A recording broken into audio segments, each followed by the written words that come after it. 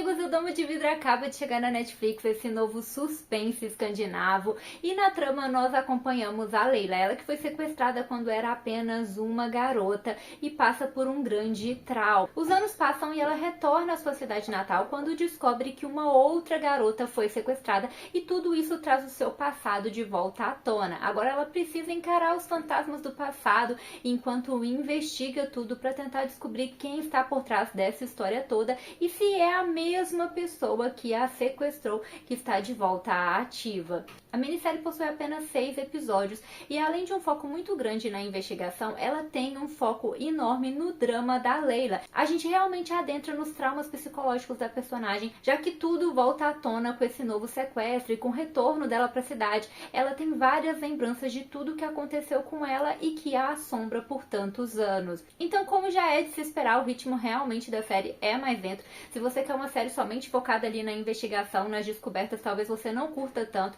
É claro que aqui a gente tem o mistério, tem o suspense, tem a investigação policial, mas também temos todo esse drama acontecendo com a Leila, todos os traumas do passado dela e também o drama da família da garota que foi sequestrada. Eu já adianto pra vocês que temos um final surpreendente na série, então se você curte esse estilo de série, já está disponível na Netflix, então a partir deste ponto o vídeo tem spoiler. Então, gente, a série realmente foca bastante nas questões psicológicas da Leila. A gente mesmo fica com dúvidas em alguns momentos sobre as memórias dela. Ela era apenas uma criança quando tudo aconteceu e o fato dela voltar para a cidade natal e também ter esse novo sequestro faz com que ela se lembre de vários momentos do que aconteceu com ela, de todo aquele trauma. Não é fácil, né? Ela ficou ali sequestrada por bastante tempo, conseguiu fugir e fica sendo assombrada já que o criminoso nunca foi encontrado. E a gente vive todo esse drama com ela, ao mesmo tempo que a investigação paralela acontece e como já é de praxe, eles sempre estão suspeitando de alguém ali, mas não é nenhuma dessas pessoas. No final das contas, eles dão a entender que era o Thomas, algo que já seria surpreendente, mas depois a gente tem uma reviravolta ainda maior ao descobrir que é o Walter.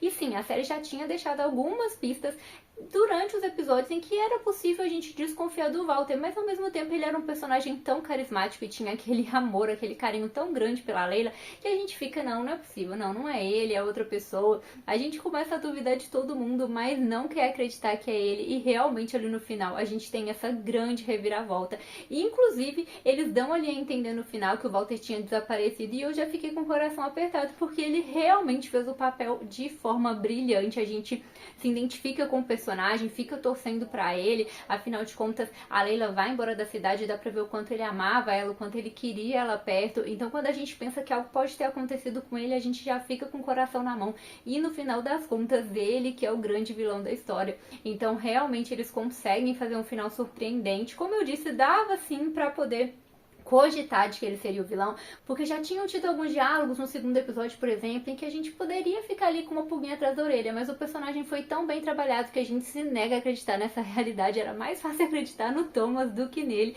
E se fosse o Thomas também, gente, ainda assim seria uma grande reviravolta no final, mas eles mudaram tudo ainda mais e a série terminou com um final bem fechadinho. Então, afinal de contas, o que aconteceu no final? Quais eram as motivações do Walter? Algumas pessoas não entenderam. Gente, o Walter tem um passado problemático. Ele e o Thomas, né, tinham um pai abusivo, a mãe não protegia eles, e aí o Walter culpou a mãe dele por conta disso, e ele cria toda essa distorção, sequestrando meninas que remetiam à mãe dele. Afinal de contas, ele sentia aquele abandono materno, ele culpava e tinha raiva da mãe por ela não ter protegido ele. Então ele sequestra essas garotas.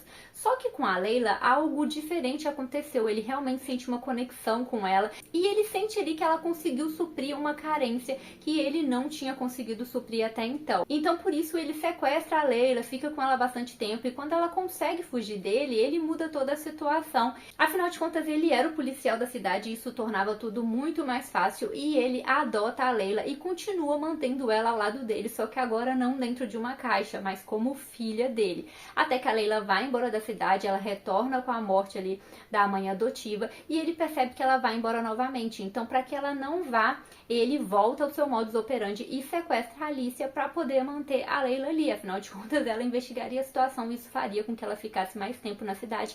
E é exatamente isso que acontece. Até que chega um ponto da situação em que a Leila começa a suspeitar do Thomas, mas não era o Thomas que estava por trás disso tudo. E no final ela descobre que é o Walter quando ele sequestra ela novamente. garantia. E ela percebe que ele que sequestrou a Alicia e que ele que havia sequestrado ela no passado. O Walter tenta matar a Alicia e a Leila tenta impedir essa situação se machucando, e é neste momento que o Thomas aparece ali e consegue impedir que algo acontecesse com a Leila e com a Alicia. Ele prende aí o Walter e no final das contas o Walter confessa onde estavam os corpos das outras garotas que eram ali no rio, ao mesmo tempo em que ele deixa claro para Leila que ela sempre estará marcada por conta dele. Então fica muito claro que ele tem sérios problemas psicológicos, é uma pessoa que não vai se arrepender do que fez, não consegue perceber a dor que ele gerou e o dano que ele causou.